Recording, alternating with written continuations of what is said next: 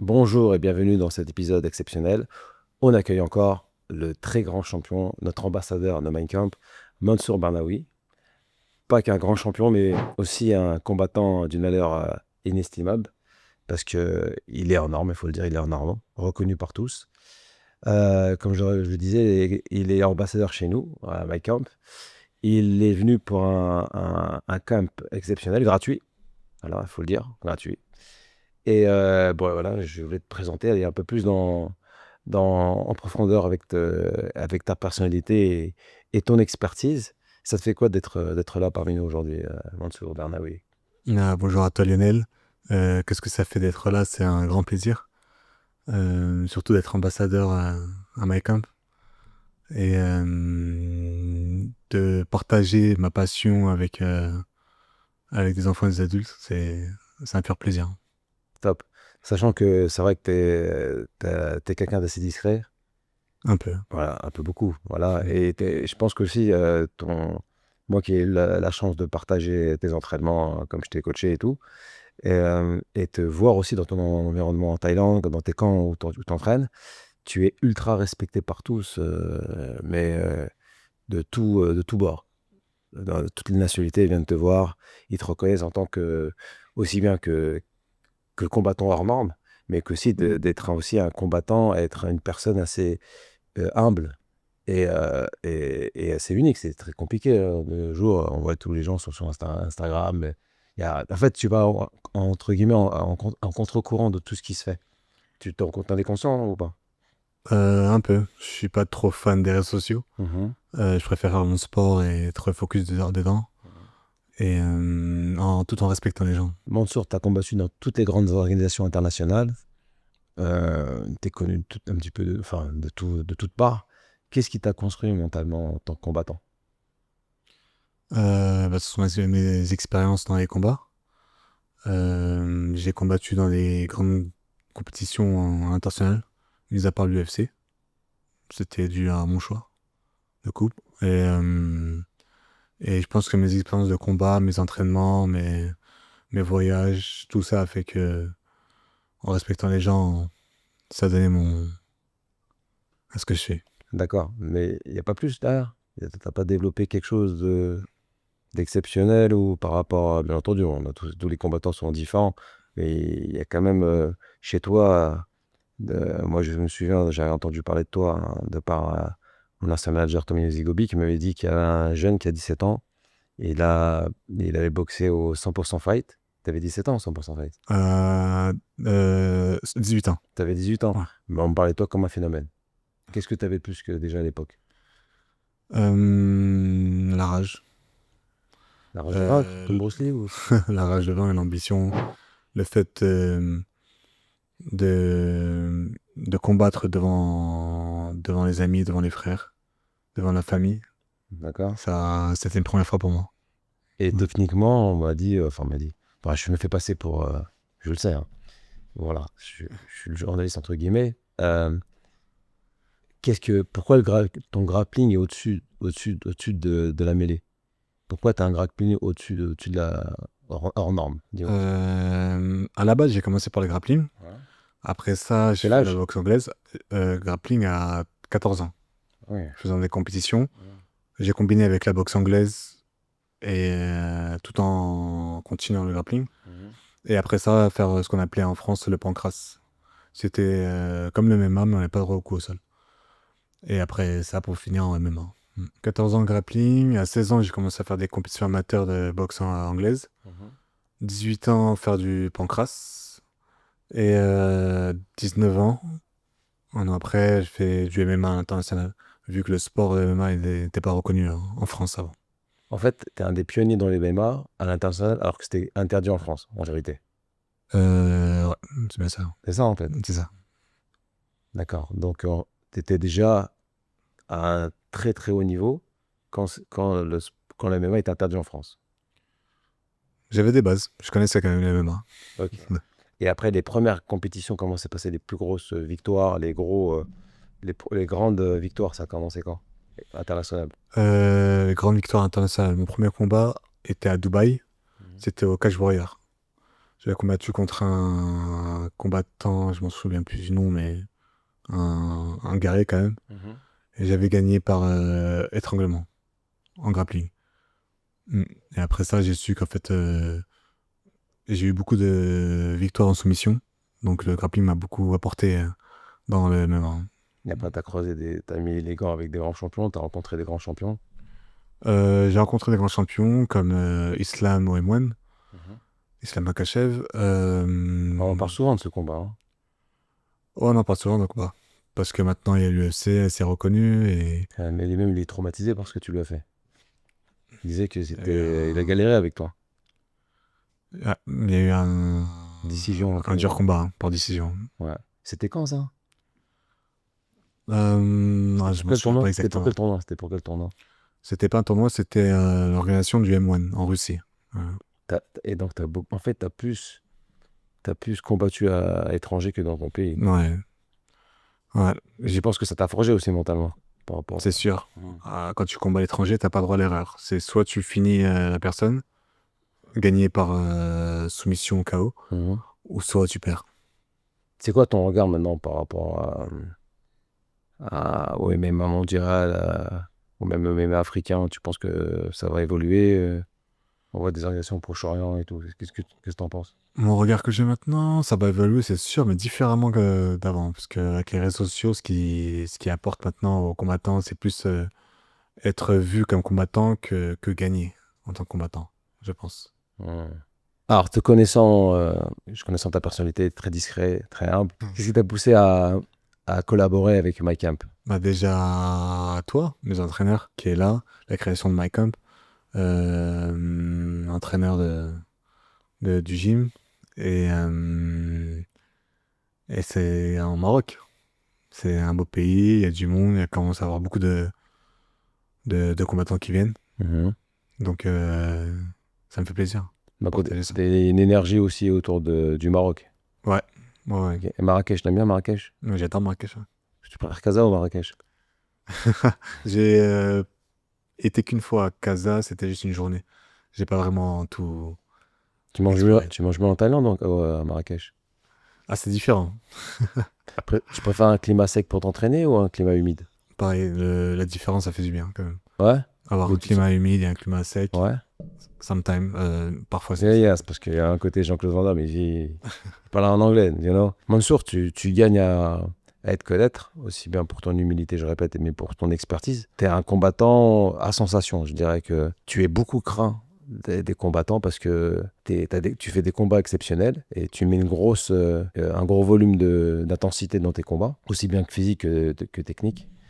Qu'est-ce qui t'a poussé à faire des stages et t'as fait un stage là, un gratuit avec les enfants, avec les adultes. Comment t'as trouvé le stage? Est-ce que toi t'aimes cette approche? Est-ce que dans l'avenir tu comptes partager ta science ou pas? Ah ouais, c'est sûr. Partager mon savoir, c'est un pur plaisir. Et le stage, c'était mon premier stage à Marrakech. Je l'ai fait un pour les adultes, un pour les enfants. Et ça s'est super bien passé.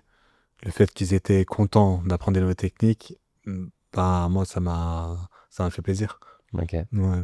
Et tu m'as dit que tu étais surpris par le niveau des enfants. Ouais, le niveau des enfants, c'est vraiment une surprise pour moi. Je leur montrais juste une deux techniques et ils te le répétaient directement, carrément. Quand ils tournaient, c'était des tournées, je veux dire, quand ils combattaient, Mhm. ils faisaient des combats technique par technique par technique, encore mieux que les adultes. Ça veut dire ils ont cette capacité à enchaîner une technique sur une autre technique, c'est Ouais, ça? mais grave, c'est ça. Les adultes, ils n'arrivent pas à faire ça? Chez les adultes, c'est souvent des stops. Et Ok. souvent des temps morts, ça bégaye, Les alors enfants. que les enfants, c'était vraiment, comment on dirait, un jeu des Lego, c'est vraiment, ça s'arrêtait pas. Ah ouais. Et ça me fait plaisir à voir ça. Et c'était quelle tranche d'âge que tu avais en stage? Je pense entre 10, 15 ans. 10 et 15 ans. Entre Ouais. 10 et 15 ans. Ils sont déjà chauds quand même pour. Ouais. Ok. Et comment on t'explique ce niveau-là? Ce sont des enfants qui s'entraînent souvent, assez longtemps. Et il y a aussi la chance d'avoir les parents qui sont derrière. Et aussi les professeurs, bien sûr. Mansour, je sais que t'es un combattant, tu refuses jamais les combats, t'es prêt à fighter n'importe qui. C'est quoi tes nouveaux défis maintenant? C'est quoi ton prochain challenge? Mon prochain challenge est de continuer tout en gagnant avec la discipline et l'honneur, en faisant des bons combats. Toi, Ouais. c'est plus. T'es un combattant à l'ancienne, en vrai. Quand il faut y aller, Ouais. avec la manière. D'accord, donc t'es plus. Bon, je suis obligé de faire un comparatif. C'est pas le combattant de la nouvelle génération qui combat pour pas mal de choses. Toi, c'est bien entendu, tu vis tes combats, mais t'as un côté aussi un petit peu samouraï. T'aimes bien faire les choses bien, t'aimes bien Ouais, aller au bout des sûr. choses. Et c'est quoi, quelle organisation qui te pourrait t'intéresser pour toi est le top? Vu que, comme tu as dit, j'ai mon côté samouraï, qui est mon surnom afro-samouraï, j'aurais bien aimé peut-être combattre au Japon. Je pense que chaque grand combattant devrait passer par le Japon, pour moi. Pourquoi? Parce que pour moi, la meilleure orga qui existait, c'était Pride, avant. Et le Pride, c'était au Japon. C'est au Japon. Et il y a moins d'organisations maintenant aussi. Il y en a deux, trois au Japon. Ouais, il y a le Raising et une autre organisation aussi.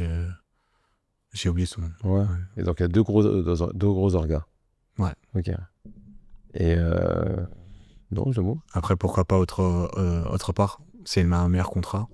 Ouais. Tout dépend de L'opportunité. l'opportunité. Ouais. Mansour, combien de combats, combien de défaites? Dis la vérité. Je sais plus. Ouais, environ. Je pense que j'ai 21 ou 22 victoires et 8 défaites. Un truc comme ça, je pense. Tu confonds, tu mets amateur plus pro? Tu mets tous les combats? J'ai fait que pro. D'accord. Que MMA. Hein. Ok. Ouais. Et je compte pas les combats de grappling, combats de... Non, pas de combat de grappling, pas de combat de boxe. Hein. D'accord. T'as ton meilleur souvenir? Meilleur souvenir, c'était bien sûr. J'en ai deux. Un bon souvenir. J'ai le Road FC, où j'ai gagné le tournoi en Corée du Sud. Et à Riyad. Parce que c'était vraiment un combat avec vous. Mais après ça, il y avait un voyage spirituel qui a été fait Ouais, tous ensemble et qu'est-ce qui avec mes était frères. sympa à Riyad? C'était quoi qui t'a marqué à Riyad? C'est le combattant, c'est quoi? Le combattant, c'était un combattant assez bizarre. Enfin, je veux dire, c'est peu commun. Il avait une bonne anglaise et c'était la personne qui a jamais été finie. Alors quand j'ai fini, gagné avant la limite du temps. Ouais, donc c'était Elfi, c'est ça? C'est ça. Donc il faut dire que c'est un combattant qui était atypique, Ouais. qui venait du karaté, qui est une bonne anglaise, qui était très mobile, et tous les grands combattants se cassaient les dents sur lui en fait. C'est ça. Ouais. Donc c'était un combat très mental. Alors, je pense qu'il était un des seuls à l'avoir battu. Hein. Ouais. Ouais. Bon, maintenant, il y en a un autre champion du PFL, Ouais. Ousmane, qui l'a battu aussi. Qui l'a battu. Mais il est très compliqué à manœuvrer, hein, c'est vrai. Ouais. Donc c'est partie de tes meilleurs souvenirs. Et ton mauvais, voilà, ton souvenir le plus compliqué, c'était quoi? Ouais, j'ai perdu, j'avais combattu, en général je combat en 70 kilos, mais là j'avais combattu en 66 kilos. C'était un peu juste. C'était en Russie. Et je me souviens une semaine avant le combat, ils ont reporté pour un mois plus tard le combat. C'est-à-dire que je suis resté à un poids assez léger pendant longtemps. Et quand j'ai combattu, Tu l'as senti. j'ai senti que le corps est suivi plus. Là. Ouais. Ok, donc c'était un bon souvenir et un mauvais souvenir. Ok. Mm. Ta meilleure phase de combat, ta meilleure clé, ta meilleure phase au sol, c'est quoi? La spéciale au Mansour. En général, j'aime bien renverser les personnes pour après prendre leur dos et les étrangler. C'est ta spécialité.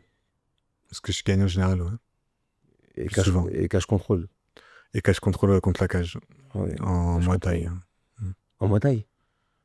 Ouais, je contrôle les personnes contre la Ouais. cage et je mets Ouais. des coups de coude, des coups de genoux. Ok. Tu leur casses pas le dos aussi? Ouais, là, on prend étranglé, ouais.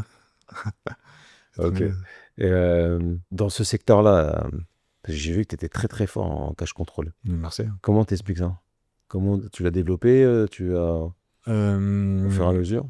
Parce que mon défaut, je sais pas si on peut appeler ça un défaut, je suis pas très fort en lutte. On me ramène facilement au sol. Là, je peux effacer ce qu'il a dit. Non, je déconne. Je me sens plus confiant en grappling et en boxe. Boxe anglaise surtout. Donc, pour combler la lutte, je préfère prendre un contrôle Muay Thai contre la cage et combiner de coups de coude ou coups de genou. Ça fonctionne bien. Hein. Ah, ça va. Ouais. Donc, et dans quel secteur tu penses que tu as le plus évolué ou tu es en train d'évoluer en tant que combattant? Je crois que j'ai un peu évolué un peu de tout en boxe anglaise et en grappling. Un Mm. peu tout, hein. Alors, beaucoup de jeunes vont regarder ton parcours, écouter ce podcast, Inch'Allah, et vont se poser la question, ouais, qu'est-ce qui a inspiré Mansour et quel est le message que tu peux leur délivrer à ces jeunes? J'encourage aux jeunes de commencer à faire des sports de combat.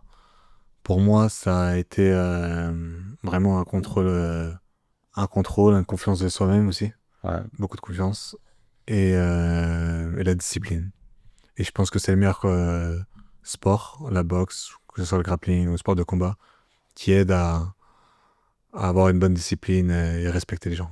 C'est qui que tu veux combattre, là, concrètement, là? Y a pas quelqu'un qui te motive, là? Un combattant? T'as envie de combattre? Les champions dans ma catégorie, C'est qui? les meilleurs. Donc là, t'es lancé dans les stages, c'est bon, t'es chaud. T'es Voilà. déjà un stagiaire. Je donne des Un gars qui stages fait des et séminaires. des séminaires. Ok, bah ça te plaît, t'aimes En bien. combat, en continuant le combat aussi. Donc en parallèle, en faisant des combats. Mm. Nickel. Moi, je te remercie pour ce podcast exceptionnel. Merci beaucoup. Merci à toi, Léel. Bah, à très vite pour une prochaine interview. J'espère que tu reviendras rapidement au Avec Maroc. plaisir. On fera plein de stages, j'espère. Ouais. Et des Bien. sparring aussi. Et des sparring. Envie des sparring. Nous. Donc, merci à vous et soyez nombreux à nous suivre sur cette chaîne exceptionnelle avec des combattants exceptionnels.